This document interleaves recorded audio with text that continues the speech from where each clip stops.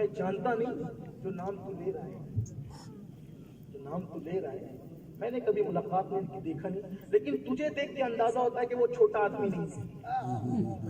तुझे देख के अंदाजा होता है कि वो छोटा मोटा आदमी नहीं है, क्योंकि मैं तेरे बाल बाल से नूर निकलता देखा।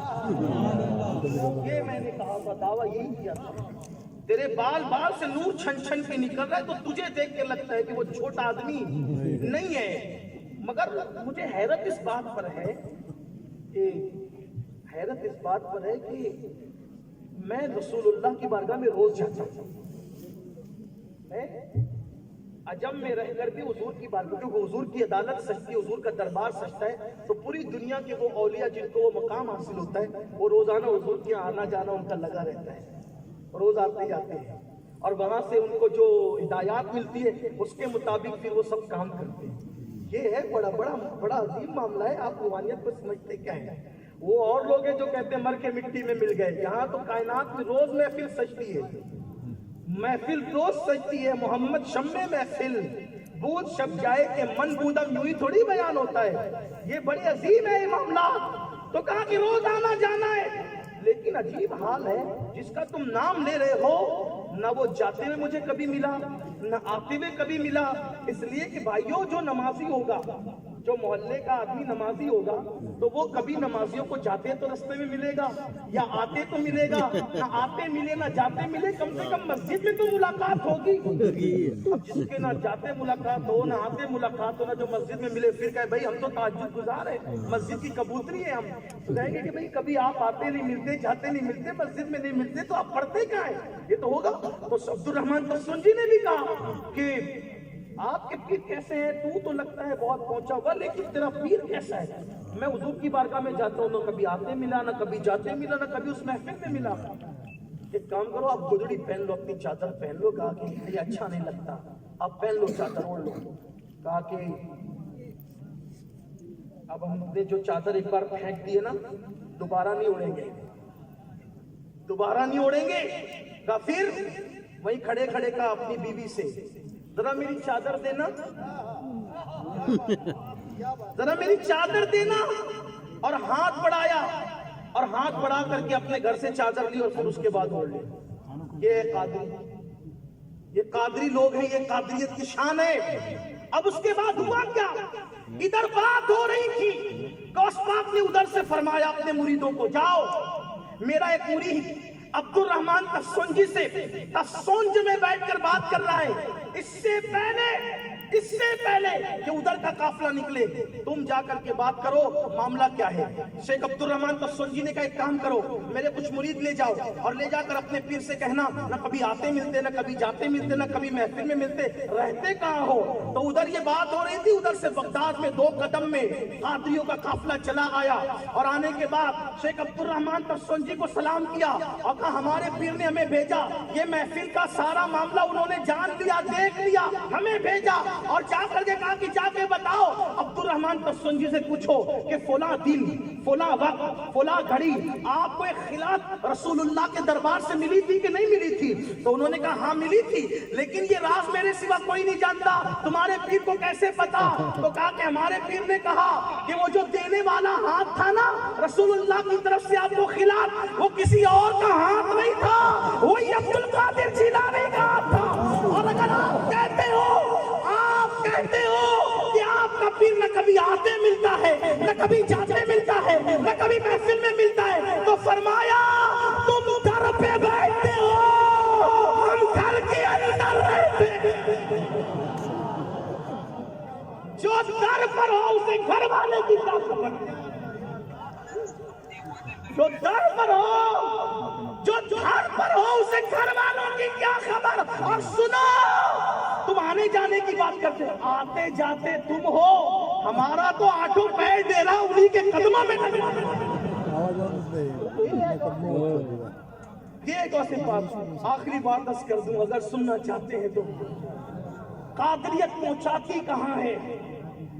बात कुछ और करने चला था, लेकिन मजबूत जितना वसीला होगा कामयाबी उतनी होगी।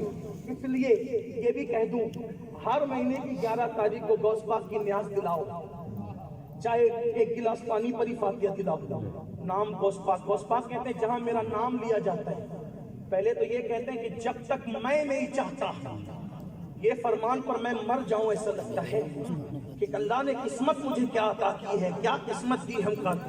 فرماتے ہیں کہ جب تک میں نہیں چاہتا کسی کی زبان پہ میرا نام نہیں آتا۔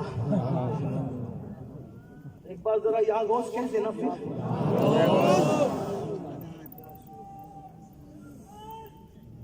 فرماتے ہیں جب تک میں نہیں چاہتا کسی کی زبان پہ میرا نام نہیں آتا، اور جس کی زبان پہ میرا نام آتا ہے پھر وہ کبھی مصیبت میں نہیں رہتا۔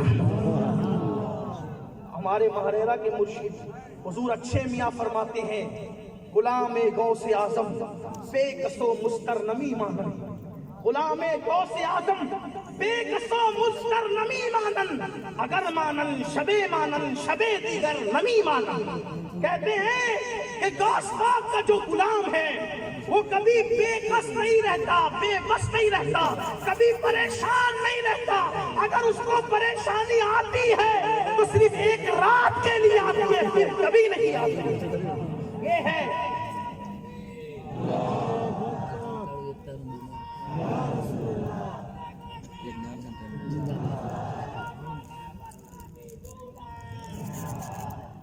تو بات سمیٹتے ہوئے آخری بات جو کہنے چلا تھا، نسبت جوڑو غوث پاک سے، غریب نواز سے، اپنے بزرگوں سے، ان کے غلام بنو، اٹھتے بیٹھتے ان کا نام لو، حضور سے نسبت جوڑو۔ لیکن یہ کہ پھر کہتا ہوں، نماز کے بغیر، عمل کے بغیر، سچائی کے بغیر، تقوی کے بغیر، پرہیزگاری کے بغیر، حلال کھائے بغیر ان سے نسبتیں نہیں جڑ سکتی۔ ان سے نسبت جوڑنے کے لیے عمل کی طرف آؤ، توبہ کرو، سچی توبہ کرو۔ غوث پاک کہاں تک پہنچاتے ہیں؟ بیان کیا جاتا ہے کہ غوث پاک کے یہاں روزانہ بڑے بڑے لوگ آتے تھے۔ کتنے بڑے بڑے لوگ آتے تھے یہ آپ کو صرف بتا دوں، کتنے بڑے بڑے۔ محبوب الہی فرماتے ہیں، محبوب الہی آبرو سلسلہ چشتیہ حضرت محبوب الہی شیخ نظام الدین اولیاء محبوب الہی ہے، اس لیے کہ محبوب سبحانی کی شان بیان کرنے کے لیے کوئی محبوب الہی ہی چاہیے۔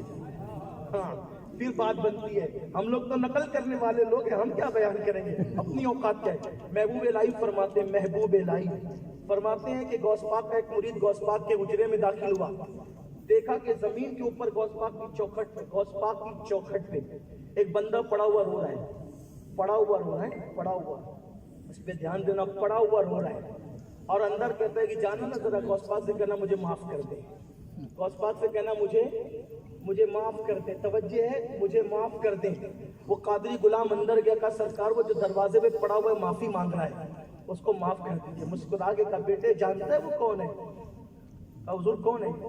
تو کہا بیٹے وہ ابدال ہے، ابدال۔ کون ہے؟ ابدال۔ ابدال سمجھا؟